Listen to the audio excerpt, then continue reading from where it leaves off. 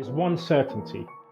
Our bodies are extremely efficient at holding on to what's useful and rejecting what it doesn't. I've kind of given you the whole arc of my initial mission of, hey, I need to improve my health here because this shouldn't be happening at my age, to how can I get other people on board who are disillusioned with exercise by creating the product. What's the opposite of evolving? Devolving?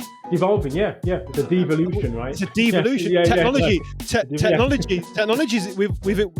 is evolving, right? AI is getting smart. It's getting better and better and better. But we're not. We're going the other way because of the lack of physical activity, because of the technology. Oh yes, for sure. It's absolutely 100% certainty. What about the weight-bearing activity, right?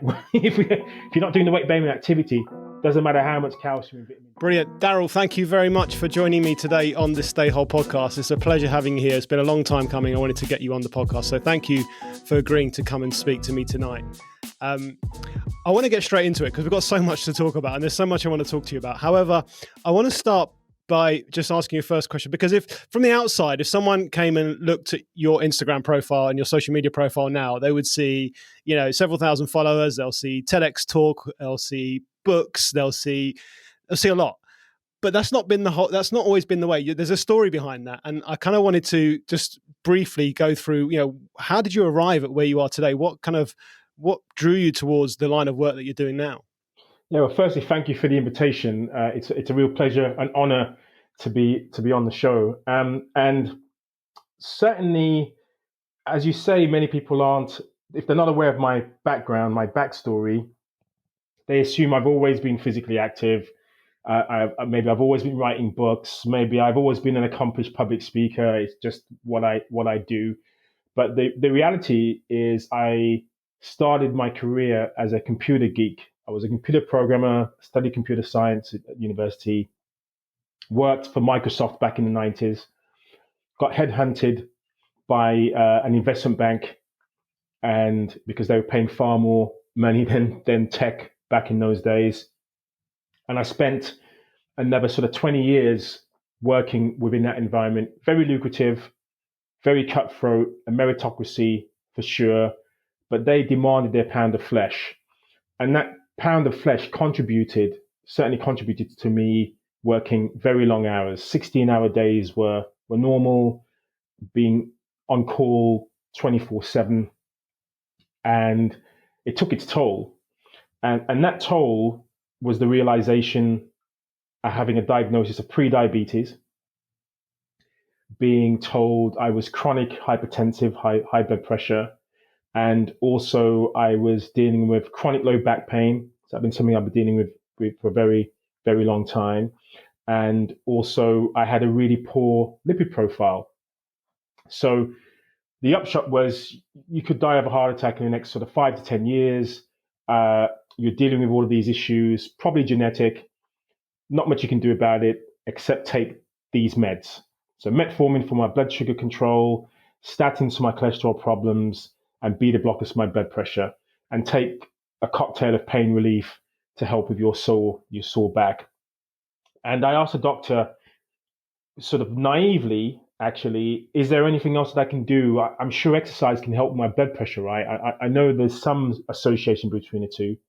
And my doctor said, yeah, exercise can certainly help, but you've got a real problem on your hands. So I said, well, hey, give me a bit of time. let me at least try exercise and see if there are going to be any benefits there, because I may not need to take the beta blockers for blood pressure. So that was the start of the journey. I revisited my doctor, had blood taken again, and remarkably, my health markers improved. So my blood pressure was normalized. I was no longer recommended to take statins. I didn't need to take the metformin for my blood sugar control. So literally within sort of 1 to 3 months, my health had improved radically just by starting an exercise regimen. So from a sedentary, physically inactive individual, joining a gym and having a whale of a time, but actually seeing some tangible results in terms of my health markers improving. And that was the start of my journey back in, so about 16 or so years ago now. It's nearly 17 years actually ago when that occurred. And I I would love to say that there was a radical transformation in my life at that point, but there wasn't really. I carried on business as usual, continued to work within banking. It was a few years on from that, whereby even having all of the gains, all of the health improvements, feeling really good about myself, but not being satisfied with my career for one. But secondly, recognizing that I was falling out of love with exercise. I was paying for an expensive gym membership, but would probably only attend in the early part of January, maybe again in the summer, preparing for a summer holiday, maybe again at Christmas to get into the tux that the Christmas do, and that was it. And I couldn't figure out why I was struggling with exercise until I realized I feel most people do. They do it because they know it's good for their health. Some people are really have a great relationship with exercise and are self motivated and are always talking about how much they enjoy it. But I actually enjoy sitting on my sofa a lot more and watching, reruns and playing my Xbox. That sounds more fun to me. But I know I need to be moving. So what can I do? And that's how Primal Play was born. The Primal Play Method was me thinking about the last time I enjoyed movement. What part of my life was that? And it was when I was a kid. And it was when I was a kid outside with my mates playing games, not necessarily sport, just playing games, everything from tag, climbing trees on our BMX bikes, scrumping for apples in the, I mean, just this melee of activities that were really fun, that had no association with exercise, was certainly not about getting fit or getting into shape. It was just about having fun. And that's when I realized, can I achieve this as an adult? Is there a way I can reclaim my inner child? And that was my mission. That's when I decided I may have an exit strategy from staying working within the bank. I don't want to just cater for the elite, which is what I set out to do actually when I started thinking about becoming a PT. I was thinking about being a PT for investment bankers, for CEOs, for high flyers, small membership, massive membership fee, you know, and that's who I'd be catering for. And I flipped it on its head and for actually no, I need to cater for the every Joe and Jane who just wants to have fun with movement and physical activity and integrate it into their lives. And I want to understand the science and I want to understand why it's beneficial for me. And I want to talk about it. So that's how I went from thinking about this idea of movement and having fun with it to writing about it, to researching it, and to talking about it as a public speaker. So I've kind of given you the whole arc of my initial mission of, hey, I need to improve my health here because this shouldn't be happening at my age, to how can I get other people on board who are disillusioned with exercise by creating the Primal Play Method. That's amazing. Thank you for sharing that story. Oh, And you're welcome. so actually in the 90s, late 90s, I was working as a headhunter for investment banks for technology individuals. So we may have crossed paths. If I We was one may of have those done. I was one of those annoying people that's probably always calling you and asking when you're available and things like that. The reason I mention that because I know exactly what you mean when you say that what the culture's like and the work ethic's like. Yeah, I've been there and done that myself and been part of those expensive gyms as well. Yeah. Um, just to touch on when you were diagnosed pre-diabetic and all these things were happening, were you aware? Did you know something was wrong, or did you think you were? I'm healthy, everything's good, everything's fine, or was there some signals that you saw? No, there were no signals at all. I felt, I was in my mid 30s, and I felt that everything was fine. I wasn't I wasn't visibly overweight. I didn't feel any issues having this elevated blood pressure. I just felt, yeah, there's a bit of stress going on, but it's a job that I do. I wasn't sleeping very well, and that was really because I wasn't getting enough sleep, not because I was I was trying to get this good sleep and couldn't. I was like sleeping, 2 to 3 hours, 4 hours a night, and again, still feeling pretty good about it. Didn't drink coffee in the morning. Didn't take any, um, Didn't take any of the things a lot of people take to stay awake all night, right? Let me just say that I wasn't doing anything like that. I felt pretty robust and resilient.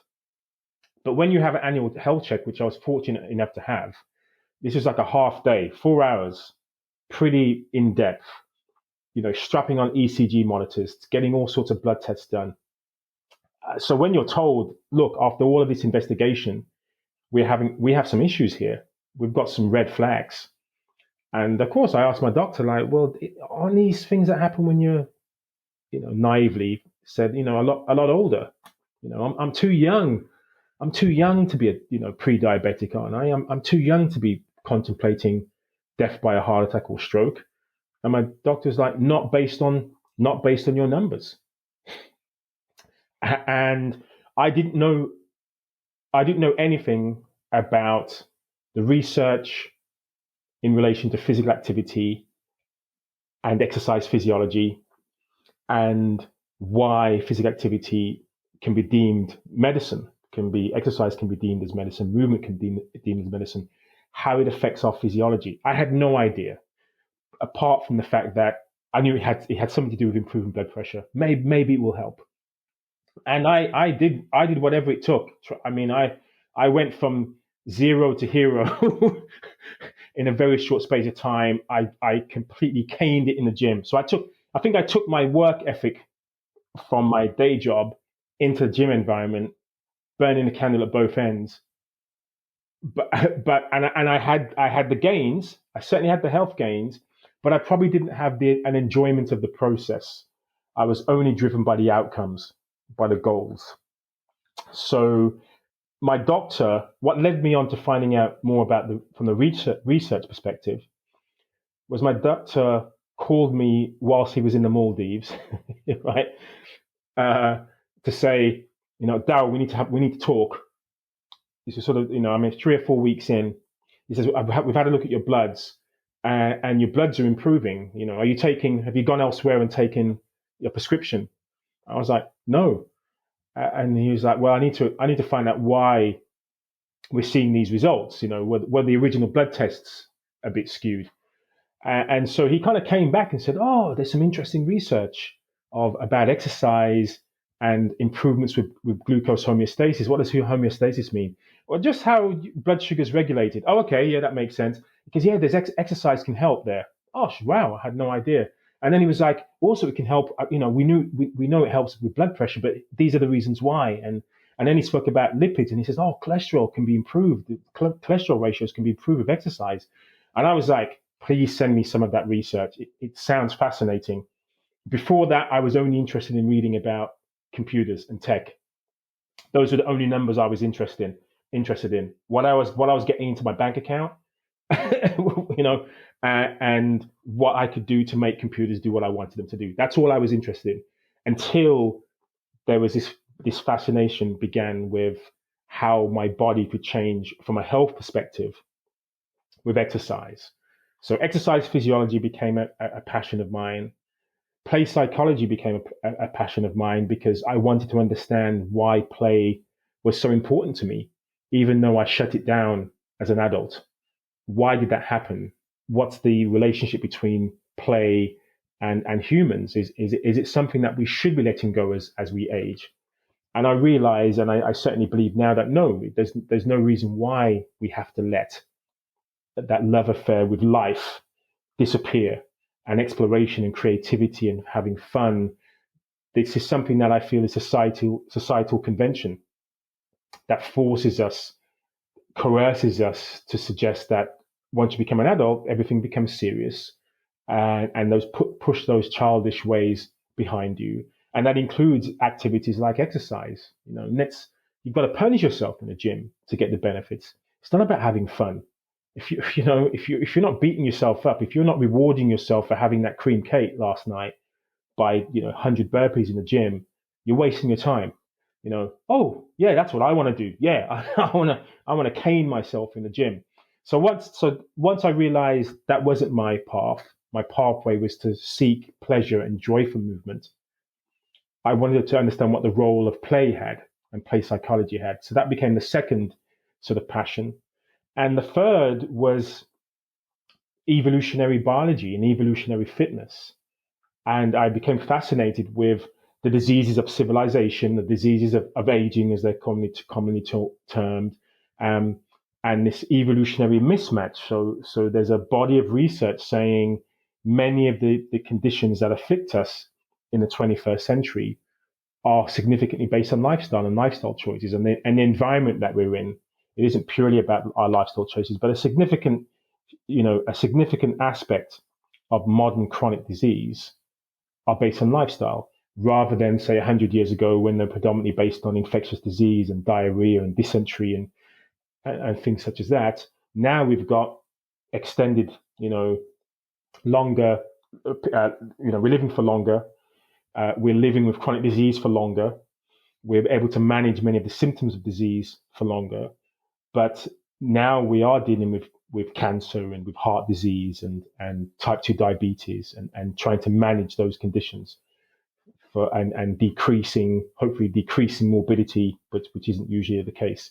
So we're dealing with these complexities in relation to our health, even though in some respects the solutions can be quite simple. Improving your diet, becoming more active, thinking about managing stress, getting outside more often, maintaining good relationships with people. There are all these very realistic objectives that we can all achieve, but yet so many of us struggle with attaining them. It isn't as simple as it reads on the paper, right? So that became a sort of an evolution, an expansion of what Primal Play became. How can I develop a methodology?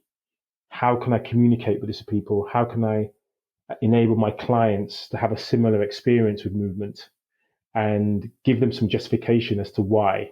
So my initial clients were, I just want to get 6-pack abs for the summer.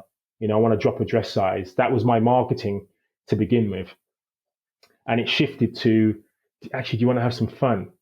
Do you want to do the sort of things that I do? What do you do? Well, I climb trees and I balance on railings and I like firemen carrying people and I like crawling on the floor and I like doing these crazy, what people deem to be crazy for now a 51-year-old man to be doing.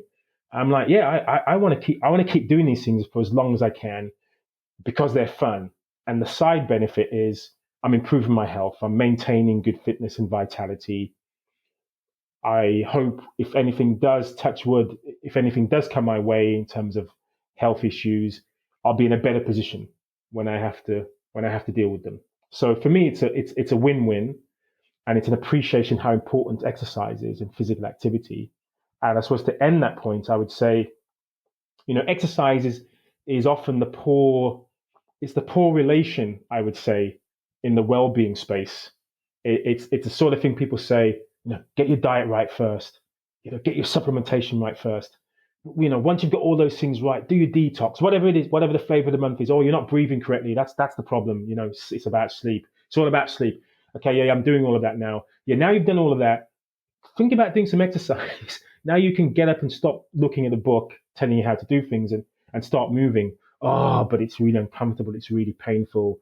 And does it really give you that much benefits given I'm doing all those other things? So it's like the Cinderella, I would say, of well-being. But I feel it's actually probably one of the most important things we can do. It's a good foundation for all of the other things that we seek from well-being. We want to manage our stress. Well, exercise can help. You want to improve your sleep? Exercise can help. You want to improve your body composition? Exercise can help. You want to improve many of the markers that you're tracking? Exercise can help. So exercise can help. Yeah, it's like all of these things that can be helped by exercise.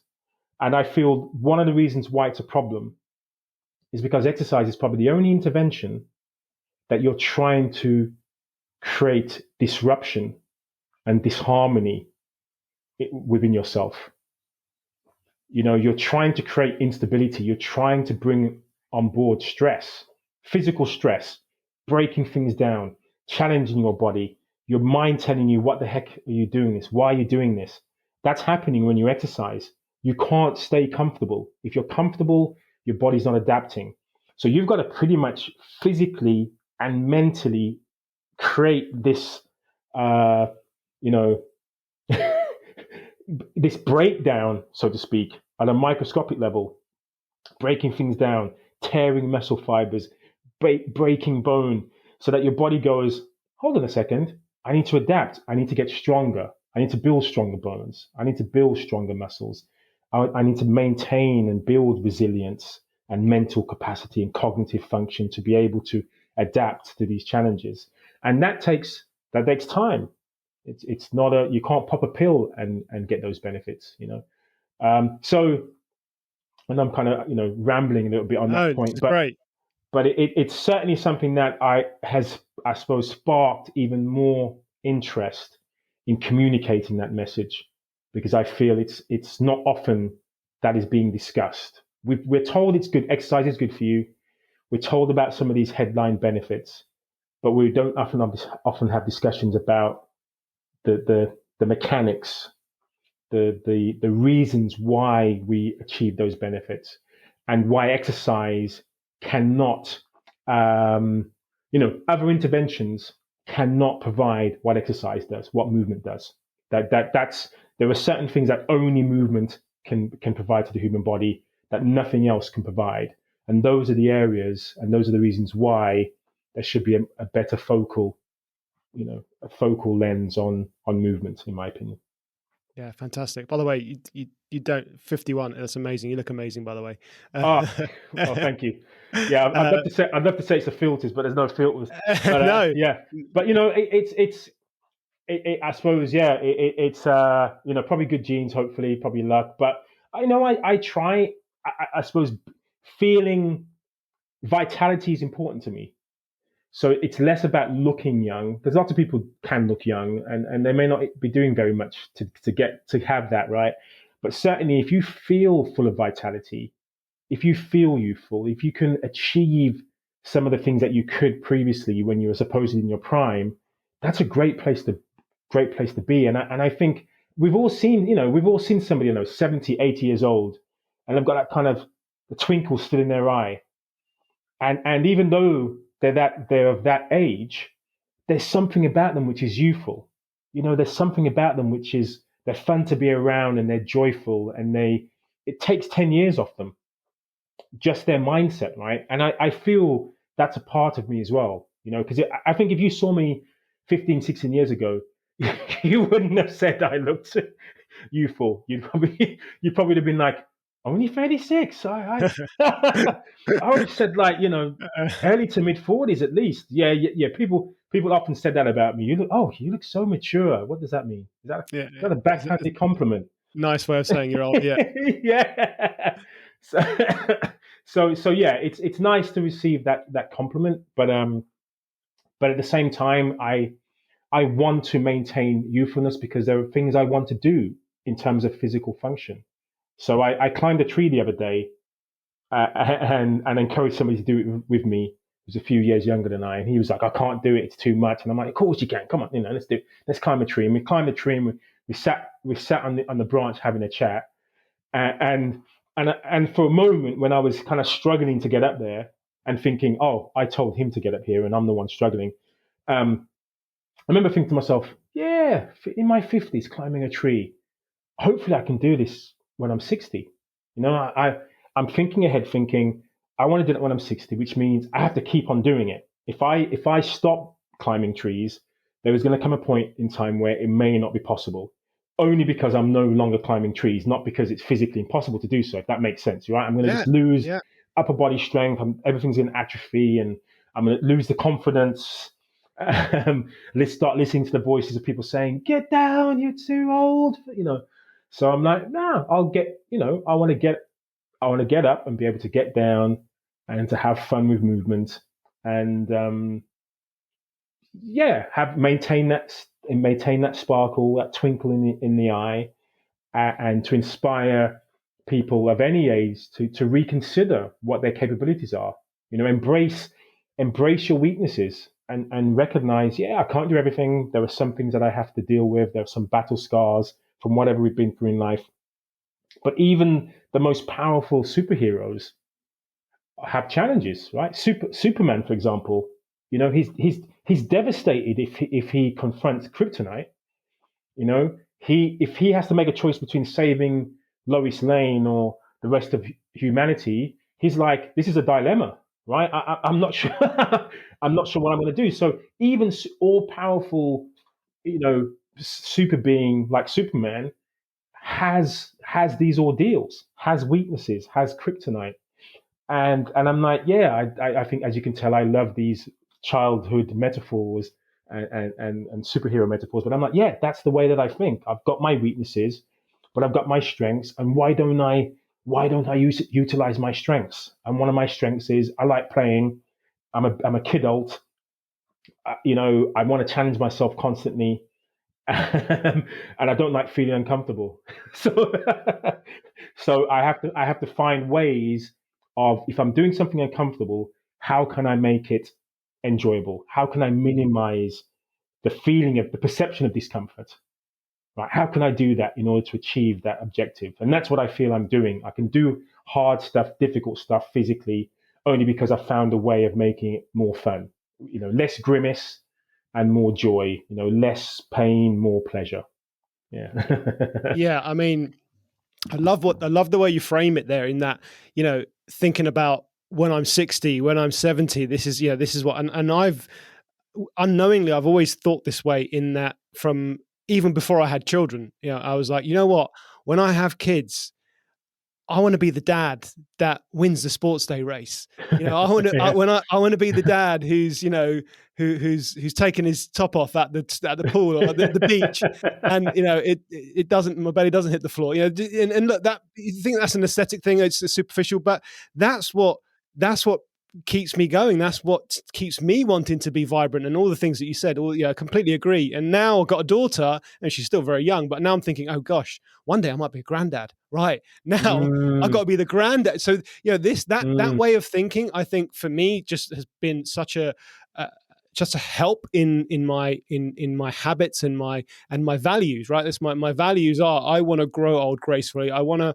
not have, and look, I've been seeing people around me grow old and suffer with problems, diabetes, heart disease, immobility, knee problems, arthritis, all of these things, which we can come talk about, will be helped with exercise and physical activity. And I'm like, I don't want to live like that. If I'm gonna, I want to live for a long time. I know that much, but I know this much: I want to live for a long time, and I want to be healthy. I want to be vibrant. I want to be able to be independent. I like traveling. I like doing all the things. And even now, having gone through lots of different, just like yourself, transformations in my life, and on this path of what I'm doing, I still feel like I've got so much to do. I'm like, I'm not done yet. yeah. Oh, exactly. Yeah, yeah. There's plenty of life left. Yeah, So, there's so much more to do, and I yeah, think a lot, yeah. and I think a lot of people have been in that place where the doctor's visit, they get the dreaded words: you need to eat better and do some exercise. Oh yeah, but I know that, doctor. But what else can I do? Yeah, yeah, yeah. What can you give me? Yeah, Yeah, and yeah. and that's I'm not here to sort of blame the medical system. I think the medical system's great in this country. I think the doctors do a fantastic job. At the end of the day, I want to, can I just, your doctor that you started talking to about research, that's the first time I've ever heard anyone say that to me, because and this is no fault of the doctors, but doctors are there to diagnose conditions. They're there to understand how to fix people, and exercise, nutrition, these sorts of things. We know, we've discussed this in the lifestyle medicine community, that it's not something that they have extensive training on. So when they say to you, hey, you need to exercise and eat better, it's pretty much as far as it goes. But the fact that you got a little bit more than that is really helpful. And then it just leaves people in this hole and say, okay, well, I'll join a gym. And they join a gym just like you did, just like I did. And they do it for a few weeks, or they're driven like you, because it sounds like you went to the gym and you went there with a purpose. My purpose, I want to bring these health markers down. It was an outcome based goal. And then you got the outcomes, you took your foot off the gas a little bit, and then you just realize, actually, this is not fun anymore. Whereas a lot of people wouldn't even get to the point where they get the outcomes. It's like, this is too hard, I don't know what I'm doing. Or, and I've seen this as a trainer who's worked in gyms, I've seen it's that I don't enjoy this. So if I don't enjoy going to the gym, that means exercise is not for me. Then just cancel it. It's just like that. They block that out. It's like, exercise is not available to me because I don't enjoy the gym. Is that? No, I totally agree, and I mean I talk about that in my TED talk. Why working out isn't working out. Why exercise is a it's a modern exercise is a modern construct. It was developed by smart individuals recognizing we're not moving enough. We're not moving as much as we used to because before everything was personally labor intensive. Living day to day required a significant amount of physical activity. Now we can sit around and do a lot less, but we're physically and mentally harmed by doing so. So what can we do? Oh, I know. We can model physical activity with exercise, and we don't have to be athletes. We can just be your average person, but still do physical activity in a structured, programmed way to have some of the benefits of physical activity. Well, that sounds interesting. And you don't have to do it all day. You can just do an hour, half an hour here, an hour there. Oh, perfect. But what if you can't get on board with doing that regularly, sustaining that, loving it, not just doing it because it's good for your health, but because it's it's it's it's part of us. It's part of our DNA to move, right? So if the environment around us is telling us you don't have to move so much because we've got all these conveniences, we don't have to walk long distances because we have public transport or we have a car, we have labor saving devices, we don't have to do the housework, we can pay someone to do it. We don't have to, even source our food anymore because we can get it at a click of a button, right? Hey, food, I want it now, cooked already, right? One day I'm sure I'll be able to pay somebody to shovel the food in my mouth. I'm sure that'll be an option or some automated way of doing so, right? Yeah, don't worry, just look at the screen, food will appear. It's Some not far virtual off. forks. Yeah, I can talk to my phone right now and get a pizza at my door within 20 minutes. I mean, yeah, we're like I said, we're one step away from that, aren't we? yeah, exactly. Soon the door will open, the food will arrive. It'll be cut into small pieces, put onto the plate for you. Do you know what I mean? We'll look back at 2021 and go, can you believe we used to cut our own pizza? Can you believe we would actually have to see somebody at the door and take the box from them and walk back inside and actually have the? I mean, so outdated, so outmoded. We feel we're at the forefront of technology, but we know in 20, 30, 50 years time, they'll be looking back at today and going, can you believe they had those devices?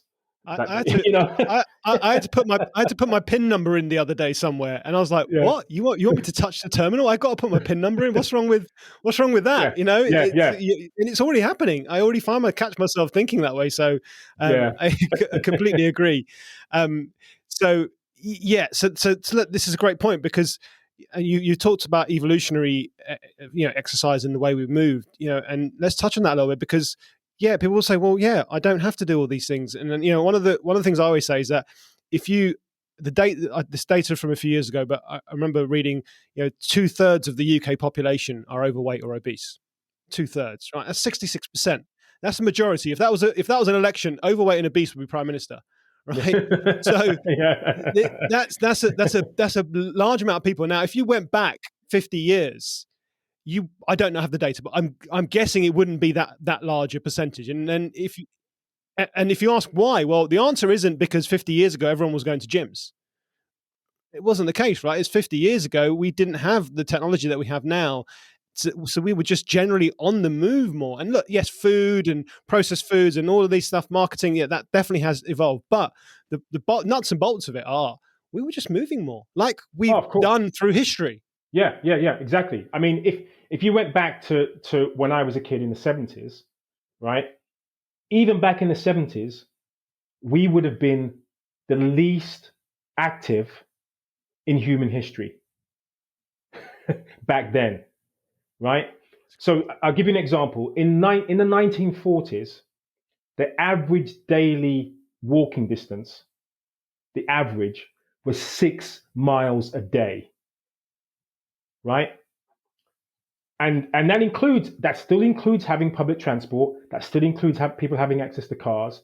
Even with that, people were walking on average 6 miles a day, and that's an average. Charles Dickens, I read about Charles Dickens. He used to walk 15 to 30 miles a day. He used to live in Surrey. He used to walk. I think he used to write in the morning. he used to walk to London and then walk back and get back in the evening. And he would basically say, I'm really productive in the morning. And then I want to basically like just, basically ponder my thoughts and, decide what I want to write about the following day. Sometimes he'd walk through the night and stuff, like crazy distances.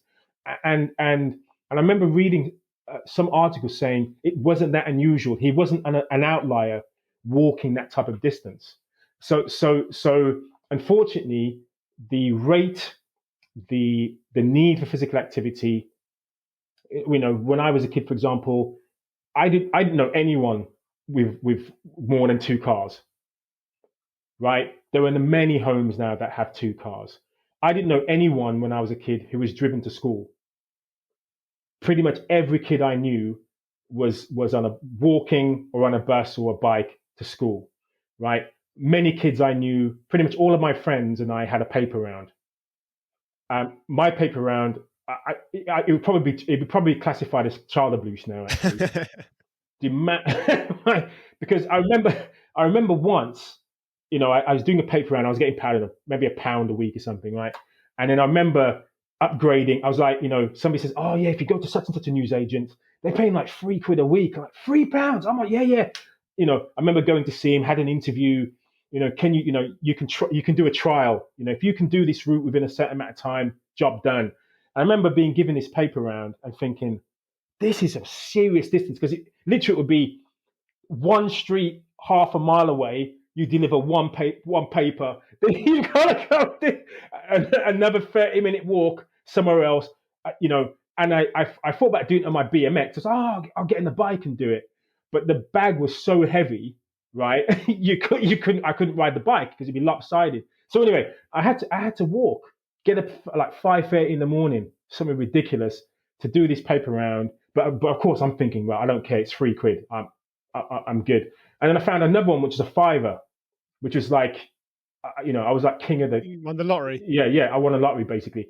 And again, it was another crazy distance. And then I walked to school, which was about 1.5 miles each way. So I wanted to say I didn't want to pay the bus fare, so I was like, I'm going to walk to school. But the point is that was normal. I wasn't doing anything exceptional. Then you'd come home, then you'd do your homework, then you're outside playing whatever till you're told to get back inside. But physical activity was part and parcel of pretty much every kid's life. And unfortunately now, with the advent of technology, how pervasive it is, the helicopter parenting, unfortunately as well, which we're in a different world now, but it means our kids are not moving anywhere near as much as they used to. And let me give you some stats, right? Let me make people listening concerned about this. These stats are all pre-COVID, so it's this pre-lockdown. 75% of UK children spend less time outdoors than prison inmates. Three quarters of UK children spend less time outdoors than prison inmates, right? So that may not sound that bad when you consider it's an hour a day. So universally, prison authorities around the world, a decision was made that we mandate for their human rights, prisoners have to have at least an hour a day outside. Because if they don't, there's an increase in suicides, in depression, in anxiety, in violence amongst prisoners, mental health issues, physical health issues. And it basically means it's more costly for the prison. It's more costly. It's more impact on the prison population, but it's more costly for us to manage that environment. We don't mandate that for our kids. We drive down the amount of playtime they have and recess time. That's all driven down. We get them to do more activities that are academic in nature. We create extracurricular activities so their school days are even longer, because we want to cram all this academic stuff in them. We want to cram in this, let's get them to do some fun stuff. Most of that is supervised. Most of that is based on the ability to be able to pay for that. And then, we then have this environment where when they do come home, we'd rather them stay indoors so we can supervise them, so we can look after them. And their entertainment becomes what's on their smart devices. So, this is the real world. And even if you went back 10 years ago, 15 years ago, attitudes have adjusted since then. Here's some other stats, which I think are really interesting. This is only comparing kids from the 70s to the early 2000s. So from 1975 data to 2005, right? And then I'm going to give you the update, which was 2018. So the slowest kids, there we go. The slowest kids from the 1975 running a mile would be the fastest kids of 2005. Yeah, right. The fastest kids of 2005. The time that kids can dead hang, so basically just holding onto a jungle gym bar or something and dead hang, that time has halved. So I think something like the average time was, say, 20 seconds back in 1975. It was like 10 seconds in 2005. But by 2018, it's like halved again. And the running time, the distance covered, decreased again. So it's something like 300 meters difference covered in the same time, go from 1975 to 2005, and then again in 2018. So those are some of the statistics. And there is one more, actually, which I think is the most horrific, which is that during the school holidays, children lose about 85% of their fitness that they gained from the academic year. So because at school, there's going to be some PE, from physical education. So they gain levels of fitness, but during the 6 weeks holidays, kids lose 85% of that.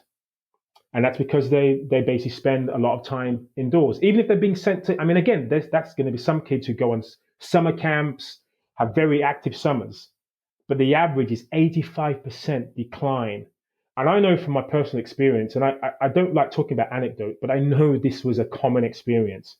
Certainly for me, I was never fitter than at the end of the summer holidays because it was like you're outside, you're playing all day. You only get back inside when you're forced to. You've got to eat some food. You've got to go to sleep. There's those Or long summer nights, right? yeah, It'd yeah, be light until 9:30, 10 o'clock at night, and you'd be yeah, out. and you'd be out. You'd be out. So it's a different world. But what that means is that our kids now are being diagnosed with pre-diabetes and type 2 diabetes 4 or 5 years old. That mean that didn't exist back in my childhood.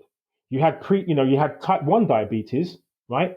But you didn't have lifestyle based diabetes. Adult onset, it used to be called, actually, That's type right. 2 Yeah, diabetes, right? that's right. Yeah. We weren't aware of that. In my school, I saw a school photo of my school year, 120 kids.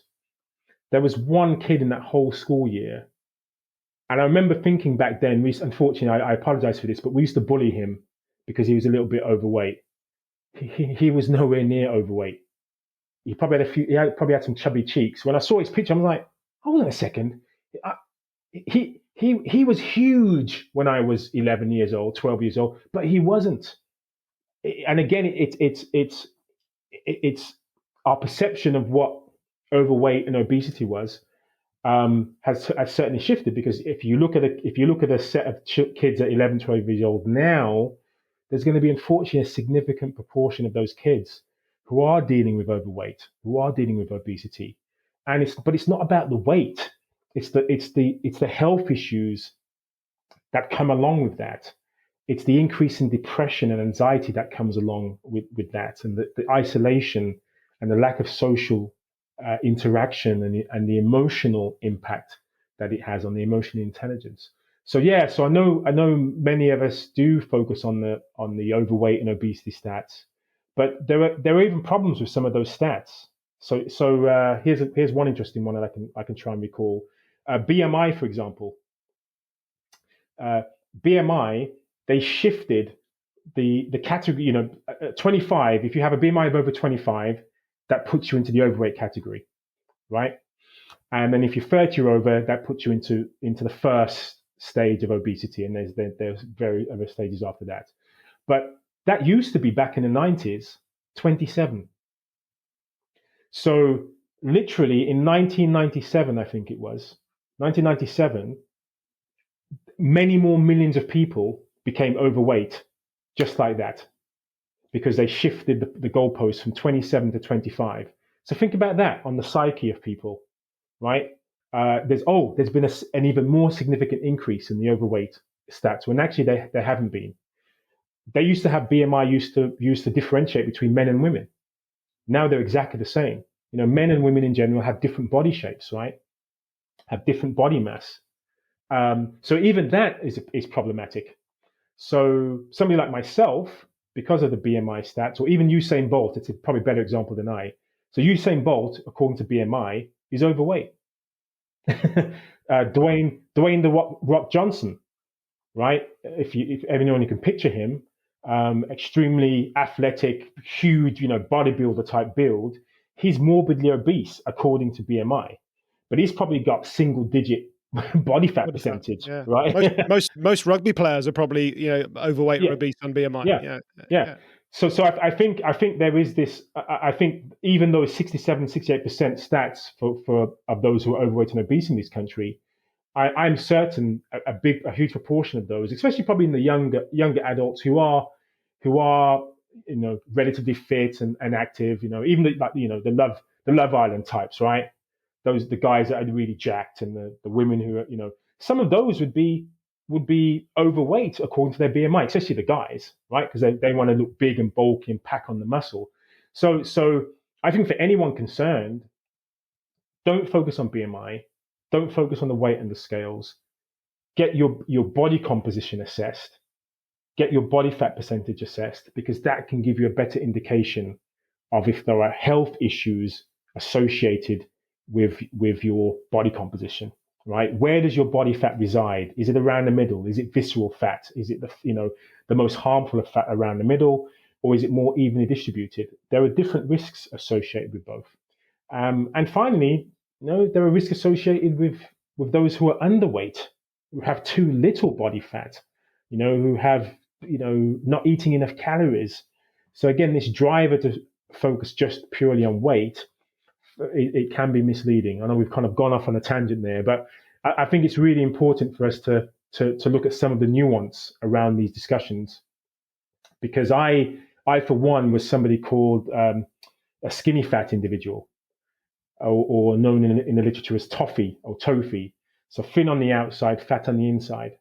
So I had a very high body fat percentage, but you couldn't tell by looking at me. I could wear nice suits. I didn't have a pot belly or anything. You wouldn't have known. But when I got my body composition tested, I was like 26, 28% body fat percentage. And I remember being told, that's really high, especially for myself. You've hardly got any muscle mass at all, lean body mass. What does that mean, lean body mass? Well, you just don't have much of it. Okay, right. What can I do about it? You've got to build some muscle, right? Oh, okay, interesting. Why should I do that? And then you realize there's benefits in building muscle which have nothing to do with how you look. Once again, muscle can promote, anti-inflammatory agents in the body, and fat in general promotes inflammation, right? So you have this almost contest between fat tissue, adipose tissue, and muscle tissue, and these agents, which are almost like hormones produced by muscle tissue, combat and drive down inflammation. So there are all these reasons as to why aiming for lean body mass is really important and vital, and why, as we age and we tend to have a reduction in lean body mass, why that's problematic, why we have conditions like sarcopenia, which is the loss of muscle mass and bone density as we age.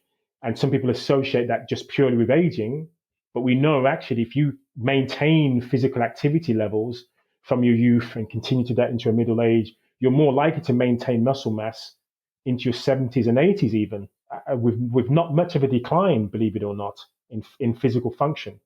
But society tells us no. Once you're a certain age, you lose 2% of body fat a year from the age of 30. Bone density happens. Osteoporosis, that's just something that's going to happen to you. Don't worry about it. It's just eat more calcium, take your vitamin D supplements. It's like, but hold on a second. What about doing the work? What about the weight bearing activity? Right? if you're not doing the weight bearing activity, doesn't matter how much calcium and vitamin D you're taking, your body's gonna go, I don't need this. Your kidneys are just gonna get rid of it, right? So yeah, we need to be holistic, I suppose, about these conversations. Yeah, you might be vitamin D deficient. Yes, you may not have enough calcium in your diet, but are you getting enough movement in your diet to utilize those nutrients to be able to build bone, right? Ah, didn't realize. And so, I mean, imagine how many times people have said, oh, yeah, just eat more calcium to get stronger bones. And they don't talk about weight bearing activity, Yeah. right? I have a major problem with stats like, you lose muscle mass, you lose bone density when you get older, and I like, on the people I work with on the diabetes prevention program, I hear this a lot. It's like, oh yeah, but we talk about physical activity. I do the sessions. It's like, oh, but I'm 60, I'm 70, I'm 80. It's what happens when you get old. And I'm like, look, if you don't use it, you lose yeah, it, you lose right? it. Oh, yeah. So there's a reason why there are 70, 80, 90-year olds still running marathons and doing yoga and doing all these things that they're not freaks. They're just normal people, but they've just maintained doing all the things. And you can, we've all lost a little bit. If we go back to, I look at flexibility, for example. I think about flexibility. If you think about when we're babies, a baby can lie on its back on its changing room, on its changing table, grab its big toe and put its toe in its mouth, right? I can't do that, right? But I'm sure there are people who are my age who can. And why is it that I can't? It's just I've stopped moving like I was. Or the question is, why can a baby do that? Well, it goes back to our evolution question. That's how you were made. Yeah, exactly. Whatever created you with this amazing mobility in your joints, so you could grab your big toe and put it in your mouth, right? And at some stage in our lives, that would have been useful, climbing trees, crawling around, whatever it would have been. We would have used this mobility. But as we said, and the stats that you throw up about kids and, how I look at it is that we're, what's the opposite of evolving? Devolving? Devolving, yeah. It's a devolution, right? It's a devolution. Yeah. Technology is evolving, right? AI is getting smart. It's getting better and better and better. But we're not. We're going the other way because of the lack of physical activity, because of the technology. Oh, yes, for sure. It's absolutely 100% certainty. Our bodies are designed, whatever, created, designed, evolved, whatever your belief is, right? There is one certainty. Our bodies are extremely efficient at holding on to what's useful and rejecting what it doesn't need anymore. If you stop using your brain to solve crossword puzzles, say, if you stop speaking, a second language, the neural pathways you've created to be able to perform that task, they will atrophy. It's not just, I no longer remember how, I've lost, I'm forgetful. You've actually, your brain has shrunk. Those parts of the brain have shrunk to say, oh, I don't use those words anymore. I don't maintain that ability. I don't need to. It's wasted energy. I don't need to maintain that part of my brain anymore. And it's the same with physical activity, right? If you are lying in a bed for 2-3 weeks after an accident, you will lose muscle mass.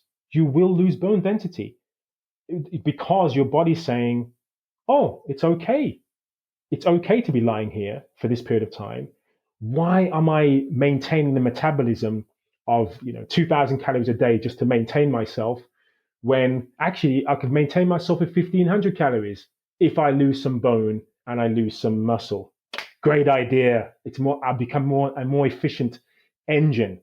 And our body is constantly working out and regulating, what do I need? What don't I need? So if you exercise, your body will also say, oh my goodness, I need to increase my lung capacity, right? Because I was walking up the stairs, I was coughing and spluttering just taking the steps. Lung capacity, can you improve? Yeah, actually, I can. Okay, right. Build more capillaries in the lungs. Your intercostal muscles, I want expand a bit more, right? So I can take more oxygen in. Yeah, let's do that. Same with the heart. Oh my goodness, my heart was beating 120 beats per minute, just going for a brisk walk. Ooh, that's not efficient, right? That's quite harmful. Your heart rate should probably only be 70 beats a minute doing that, right? Let's become more efficient. Let's slow your heart rate down. Let's pump out more blood every time your heart beats. These are the sort of changes. I mean, for me, it's fascinating. I'm fascinated with this dynamic ability for our bodies to re-engineer themselves constantly. And as you said earlier, and it's so important, use it or lose it. And of course, there is an aging process that we can't do anything about, right? We're all aging. There are things that are going to be going into decline, but it's how swiftly we want that decline to go. Because if you do nothing, that decline, your peak period of prime time is going to be a very small window of prime, and then it's going to be a steep decline and then a long period of time where you're struggling before you're no longer on the planet. Or you can try and extend that window of prime time and maintain as much as you can and slam on the brakes so that, yeah, even though I'm losing muscle mass and bone density, I'm losing it at such a slow rate, it's not noticeable. And I've got a study on my website actually, which has an MRI scan of a 45-year-old, I think it's a 40-year-old or 45-year-old triathlete, a 75-year-old triathlete, and a 70-year-old sedentary individual. And it's like a cross section of the muscle, of the leg muscle, right? And basically, the 45-year-old triathlete and the 75-year triathlete, their muscle mass is pretty much identical. Like, it's incredible to see the scans, actually. You can't differentiate between the two. And then the 70-year-old sedentary guy, it's literally a little bit, you can see the bone, you can see a little bit of muscle around the bone, and then the rest of it is just fat tissue. And that demonstrates what happens when you become sedentary or you're just not utilizing the muscle enough. So if a 75-year-old can maintain the muscle mass of somebody at 45, who's as a competitive, I mean, this is like a seriously competitive event like a triathlon, it just demonstrates what we all could spend time doing, right? Um, all of those markers of fitness, grip strength, um, resting heart rate, VO2 max, all of those are associated with longevity, reduced risk of chronic disease, reduced risk of morbidity and disability, improvements in function, reductions in cognitive decline, right? So you don't lose, you don't lose your faculties just because you're aging. You're able to maintain those. All of those things are maintained the more active you are as you age. It's more. I know. I mean, it's fascinating. I love I'm like you. I'm a geek out on human physiology. So we could go down the rabbit holes in this one, but I'm exactly the same. I think it's just amazing what the body can do. Even in light of so many obstacles we might throw at it, right? And the way I like to simplistically explain this is that whether it's your brain or what it is, but your brain, let's assume it is, your brain makes you good at everything you do, right? Even if what you're doing in the long run isn't good for you, right? So if, as an example, if I'm sat at my desk like this every day, all day, my brain's thinking, hey, you know what? Sanjay likes to sit like that a lot. So you know what? I'm going to make it easier for him that when he sits, I'm going to make it easy to be in that position all the time. So Yeah. it shortens my muscles in my shoulders, it rounds my spine, and I end up looking like this. Well, that's just your body making you more efficient at something it thinks you want to do. So if we think the converse of that, the opposite of that, if I sit up straight, or even if, dare I say, I go for a jog or a walk every day, well, I'm going to get better at doing those things. And then as I get better at doing those things, the parts of my body that I'm using to help me do those things, my muscles, my legs, my joints, my heart, as you mentioned, all of these systems will become more efficient to make me better at doing those things. So if I can maintain doing those things after I retire, when I'm in that part of my life, then I should be okay. I shouldn't, touch wood, if I don't have any other issues, and I should be okay. And I think this is where I just think it's so fascinating about what the body can do. And look, the bottom line is, Darryl, if we listed off all of the benefits that have been proven scientifically time and time again in peer-reviewed meta-analysis, all the full shebang, we looked at all those benefits, you list them on a piece of paper. If you had a pill that had all of the benefits that physical activity does, increases your heart, increases your lungs, improves your strength, improves your bone density, reduces your risk of arthritis, reduces your risk of heart disease, reduces your risk of diabetes, Alzheimer's. Well, we Yeah, could go on, yeah. right? If I We could had a go on. pill that could do all of those things, reduce your risk of depression and mental health, everybody would want it. Yeah, of Everyone would course. want to take that pill. And the way I say it is that pill's there, but it's just in the form of exercise, and it's Yeah, free. exactly. You don't need anything. You don't need a prescription for it, right? Yeah. It's available to everyone. It doesn't cost anything. Well, no, you know what? It does cost something. And I think this is, yeah, I'm going to debate that for a second because it does cost something. There's a time component, Sure. right? There's the physical exertion cost because unfortunately you have to do the work. You can't, there's no shortcut. You've got to do that work. And some of that work, because we want adaptation, is going to be uncomfortable.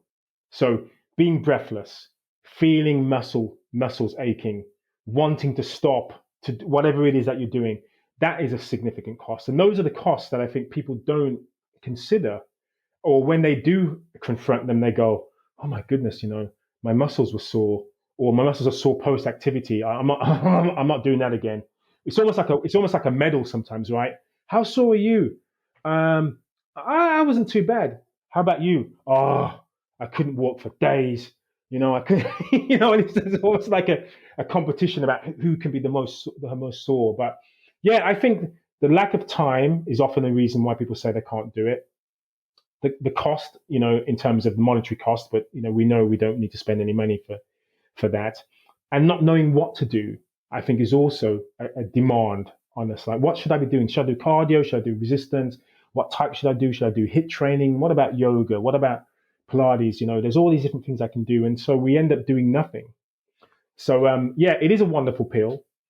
The benefits are incredible. We do need it every day, but we need to be aware it should be different intensities. You know, we don't want to be overdoing it. We want to have adequate recovery, adequate rest, make sure you're getting good sleep. You want to be fueling yourself for the activities that you're doing so your body has a chance to recuperate and to be sustenance.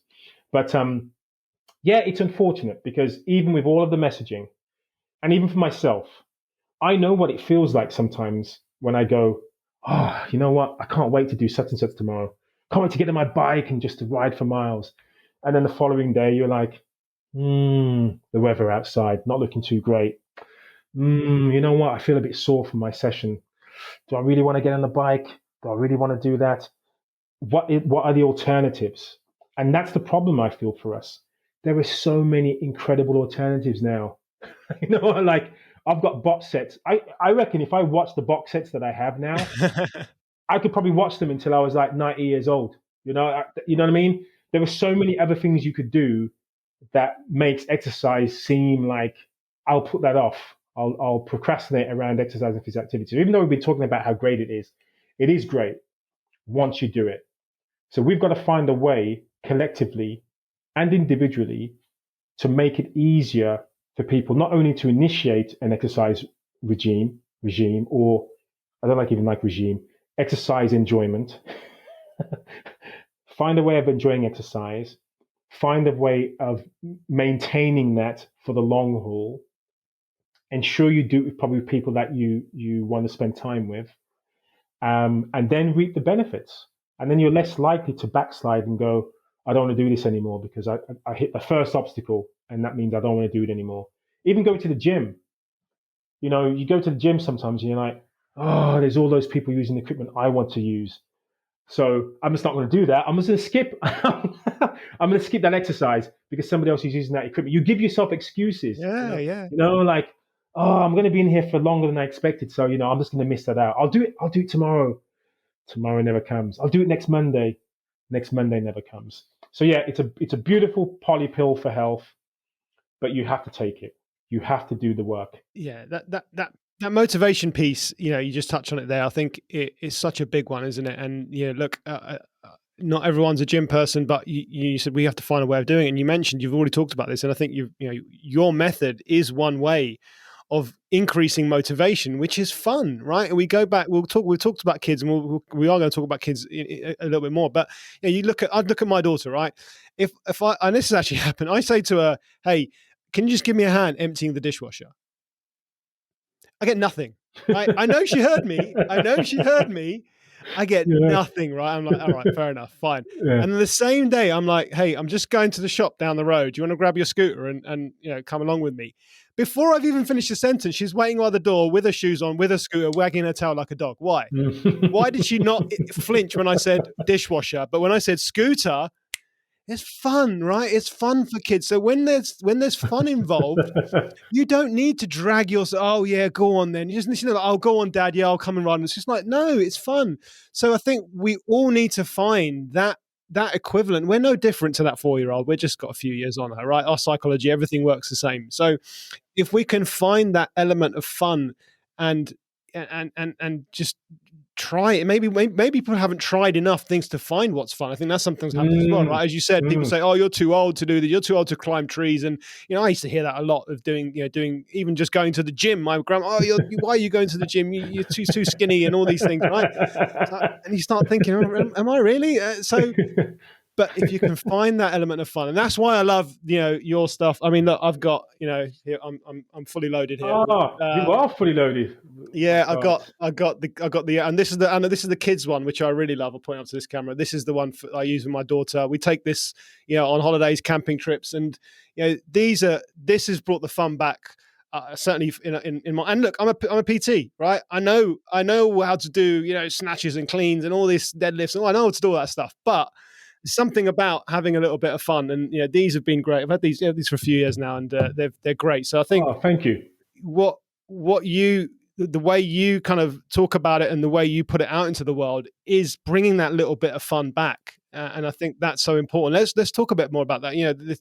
This is so, it's animal moves. So I guess that's going back through evolution. Let maybe explain how that came about. Yeah. So it's if you think about human beings and our movement capability, we are very good generalists of movement. If you compare yourself to specialists of movement, like say sprinting, if you're a sprinter like Usain Bolt, you are pedestrian in comparison to say a cheetah.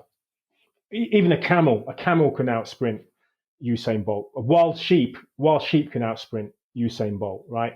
We're not very quick. We're not very strong. So if you think of the world's strongest man lifting, several times their body weight, ants can carry up to 1,000 times their weight. And not only can they lift, they can walk the equivalent of many miles carrying that weight without a problem at all. They're very strong. And again, you could just run through different members of the animal kingdom, comparing ourselves and going, we're rubbish in comparison. We're pathetic. We're pathetic. Yeah. But what we do have is the ability to do all of the movement patterns that exist within the animal kingdom, with the exception of flying. but we can crawl, we can run, we can walk, we can sprint, we can lift and carry, we can swim, we can jump.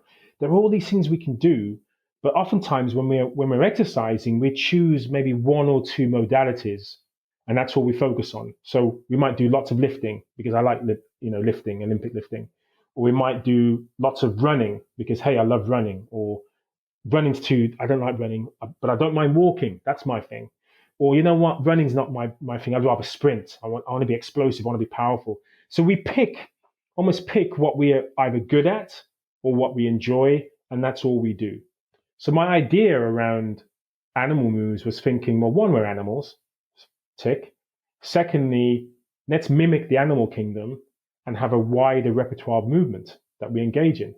And by doing so, you're hopefully increasing some enjoyment. Two, you're reducing the risk of repetitive stress and RSI, because you're doing lots of different things.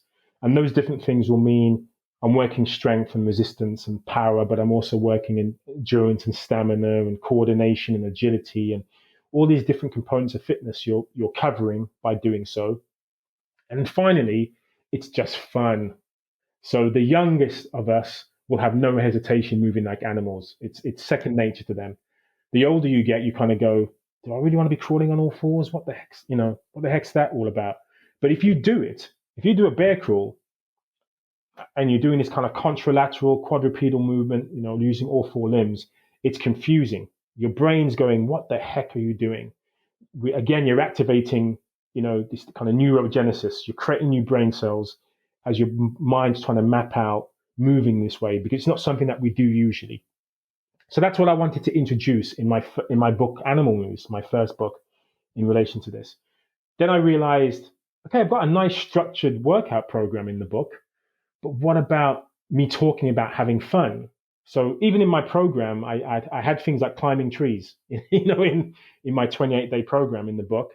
But I was like, I want to make this even more playful. So I created the cards, the Animal Moves fitness deck, and that was a way to kind of randomize your playouts.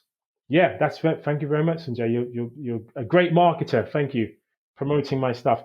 But yeah, it's like I want to make that even more exciting, more randomized. I have no idea what I'm going to do next. I don't have no idea how many reps I'm going to do or sets. Like, let's just pick a card and go.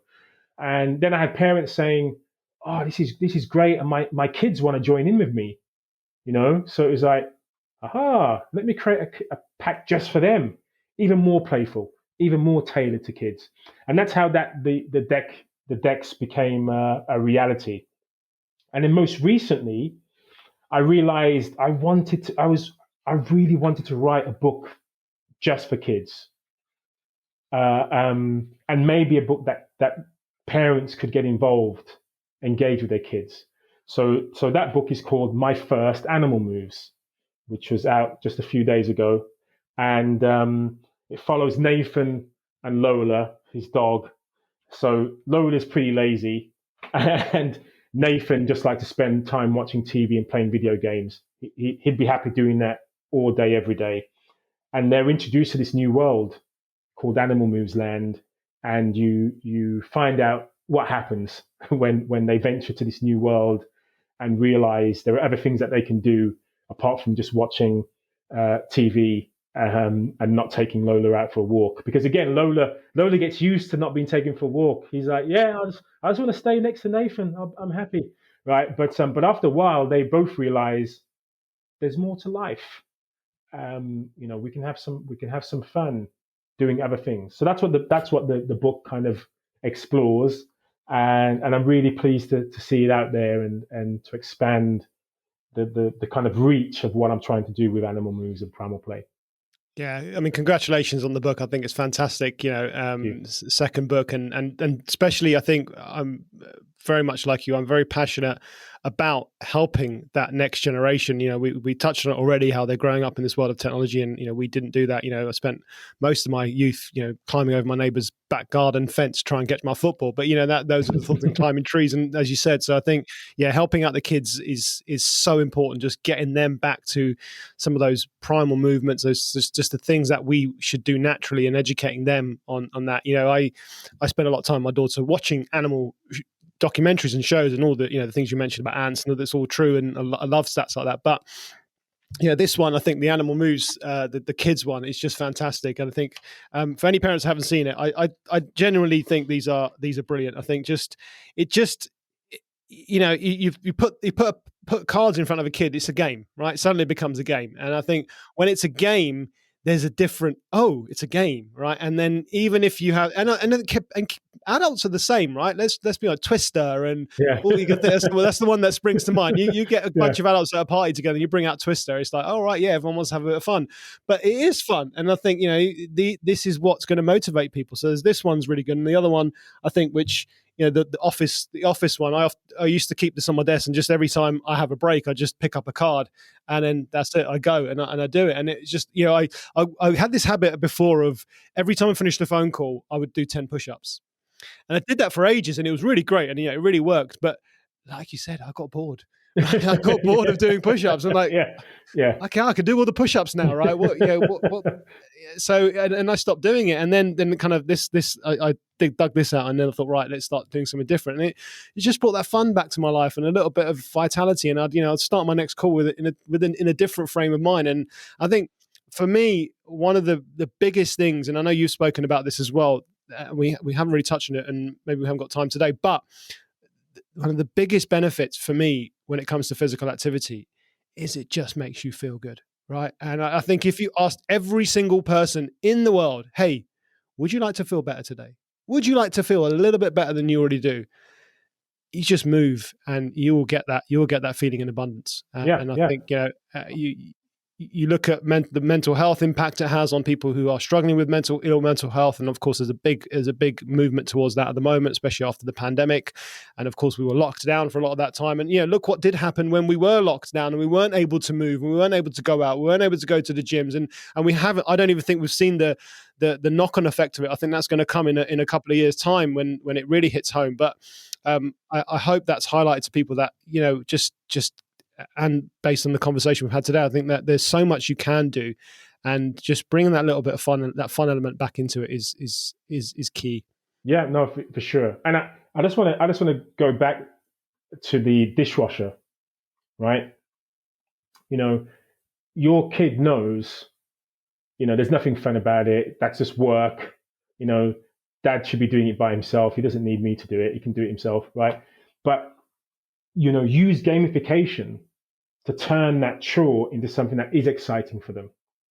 And I think that's key. There was a family I coached, and the mother, she was a working mom. She had to get the kids ready for school, and she was trying to get the kids to tidy their room, and they wouldn't tidy their room, so she would have to do it. And then and I said to her, I said, hey, she's like, I've just tried everything, I just don't know what to do. I said, I'll tell you what you can do. I went, put some music on that your kids love, right? And just create like a dance that you do with you and the duvet, right? The duvet covers and the pillows, and put your shoes in the corner, whatever you need to do.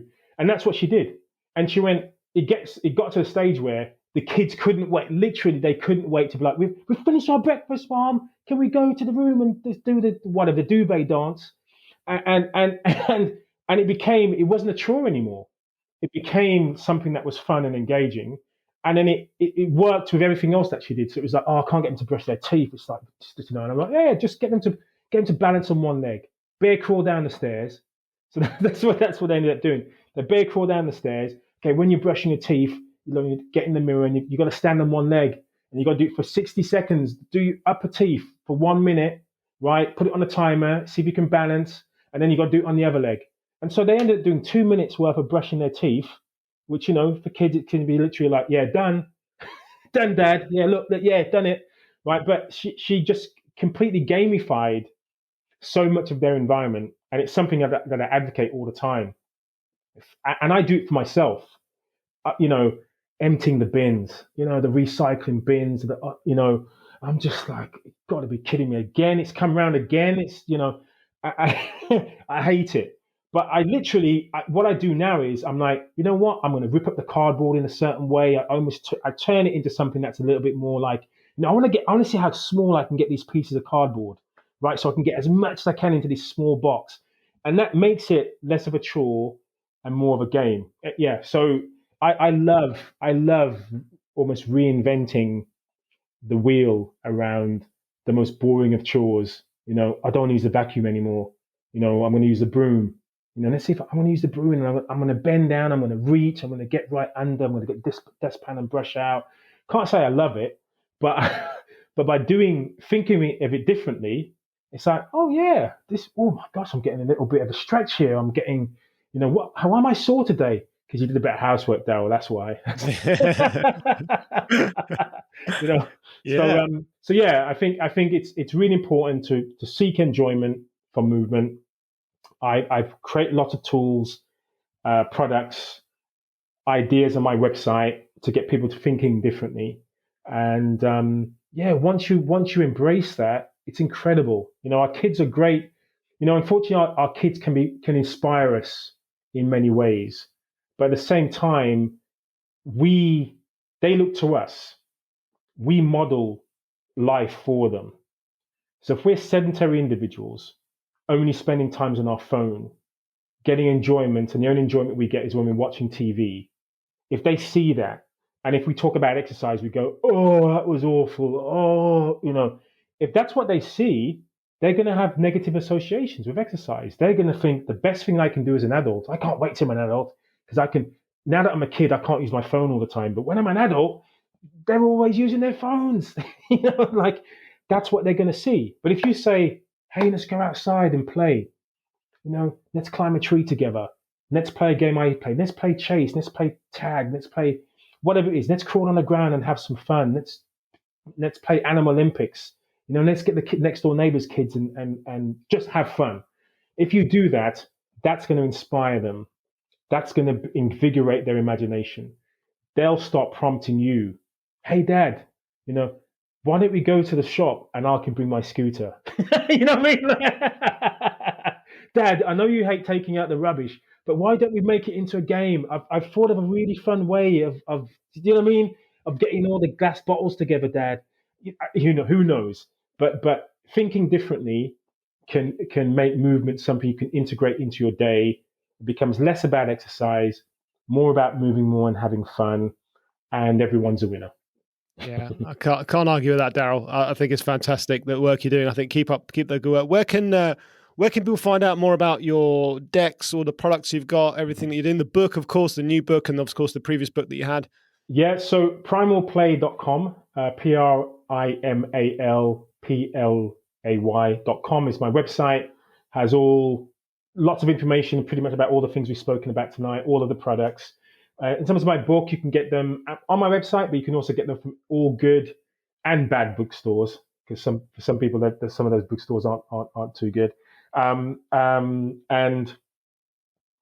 my social media, I'm known as a Fitness Explorer, at Fitness Explorer on Instagram, Twitter, and you can Google me, Darryl Edwards, Darryl Edwards, and I'm usually the first to appear.